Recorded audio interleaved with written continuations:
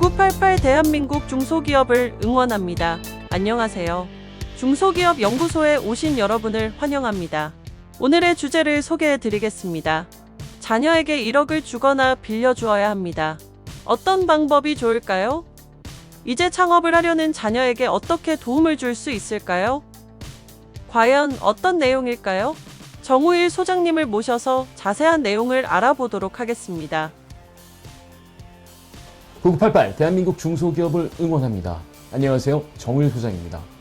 자, 오늘은 제가 어떻게 보면 참 쉬울 수도 있고 어떻게 보면 어려운 얘기를 좀 해드릴까 합니다. 자, 상황은 이렇습니다.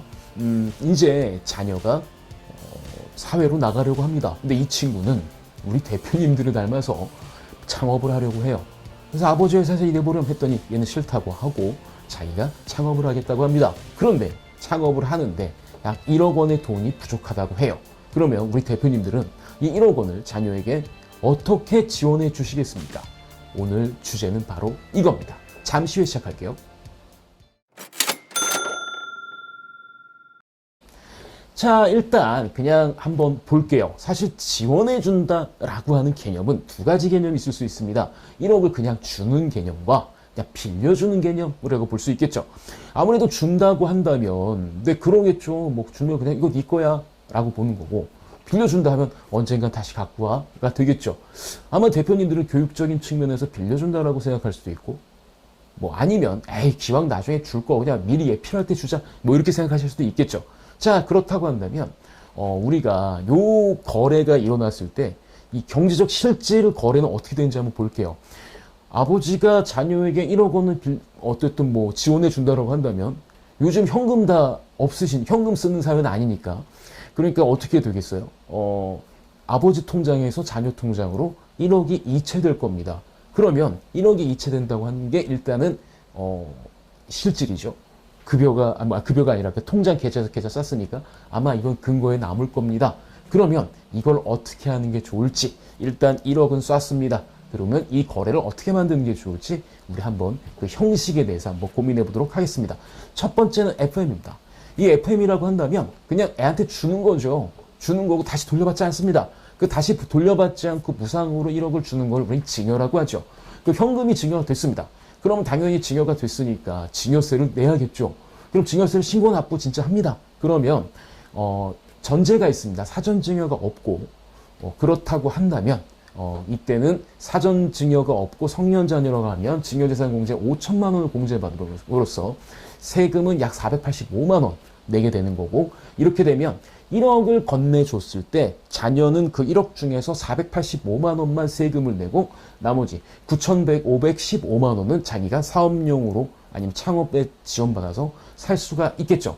근데 이렇게 증여를 신고를 하고 하게 되면 이 9,500만 원에 대해서 어떻게 쓰든지 간에 I don't care. 전혀 문제가 되거나 그러진 않습니다. 다만 주의사항은 증여를 신고할 때 항상 주의하셔야 되는 게 사전 증여가 있었는지 그것도 배우자랑 함께 한번 고민을 해 보셔야 돼요. 뜻하지 않게 이게 문제가 되는 경우가 있어요. 제가 그걸 확인을 했습니다. 가령 예를 들면 어떤 경우냐면 자녀가 결혼을 합니다. 그래서 5천만 원을 줬어요. 근데 문제는 이 5천만 원을 자녀가 받아서 뭘 했냐면 집을 사는 용도였거든요.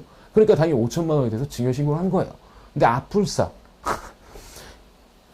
본인 회사 주식을 증여했던 적이 있었던 거예요. 8년 전에. 근데 8년 전에는 얘가 미성년자였기 때문에 2천만 원 증여재산 공제한 건가 그래가지고 아마 2천만 원까지는 증여를 했던 것 같아요. 그럼 사전 증여가 2천이 있잖아요. 그러니까 5천이면은 증여재산 공제하는데 걸려서 뭐 넘어갈 줄 알았는데 2천이 있었고 5천이니까 어떻게 돼요?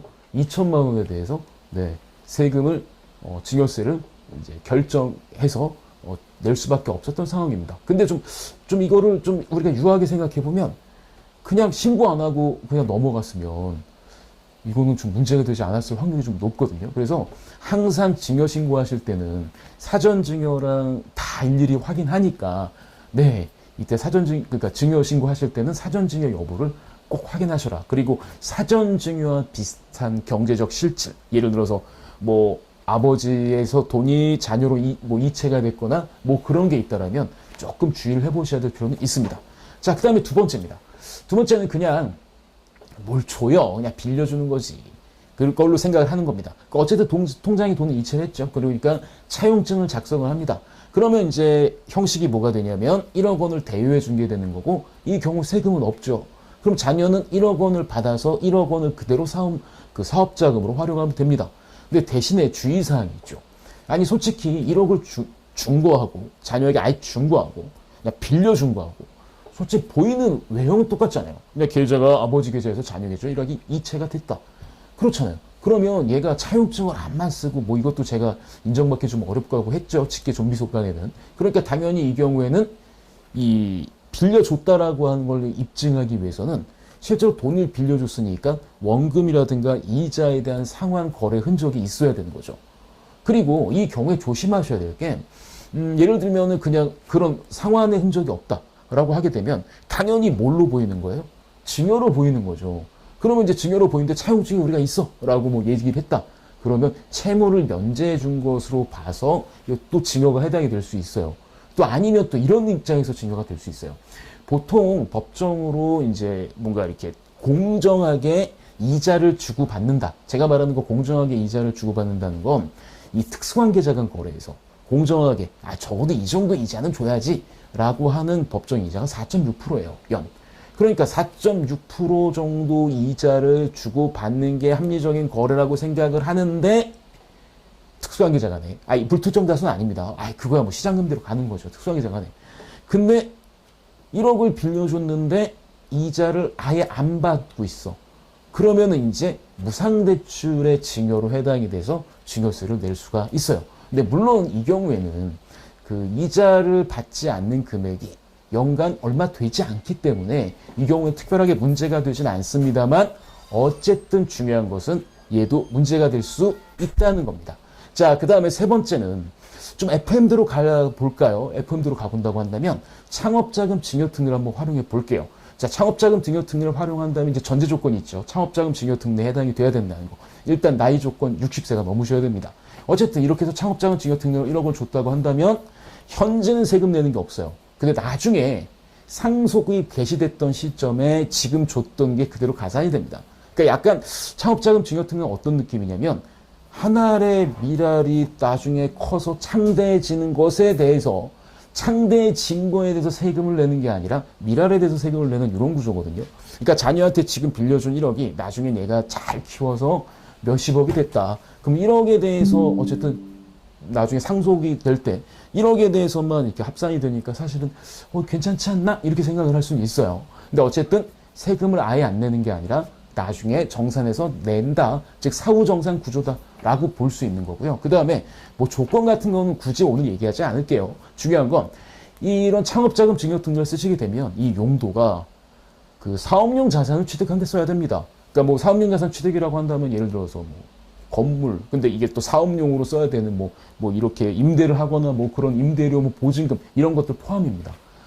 그런데 문제는 사업을 할 때 이게 어떤 유형이냐에 따라서 또 용도가 다 다르거든요. 필요한 돈이. 예를 들어서 제가 사람 위주의 서비스업을 한다고 칠게요. 그럼 제일 처음에 중요한 게 뭐겠어요? 인건비겠죠.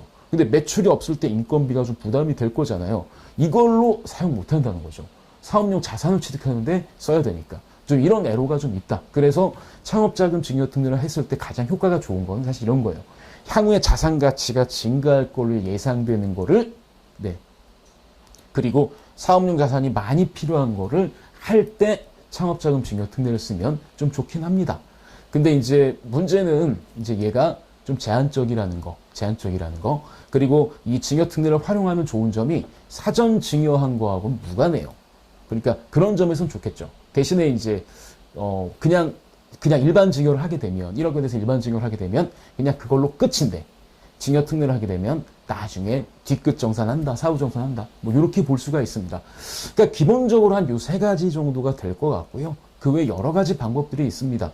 근데 이제 제가 요 화면상 할 얘기가 있고, 둘 편한 자리에서 할 얘기가 있잖아요. 편한 자리의 이야기는 직접 뭐 언제든지 저희에게 상담 요청을 하시면 그때 말씀드리도록 하고, 여하튼 그 자녀에게 돈을 이전을 하거나 그냥 뭐 자금을 지원해 주거나 별거 아니라고 생각할 수 있지만 이제 좀 별거라고 생각하시고, 항상 어떤 게 문제가 없을까 꼼꼼하게 체크하는 습관 가지셨으면 좋겠습니다. 이번 주는 여기까지입니다.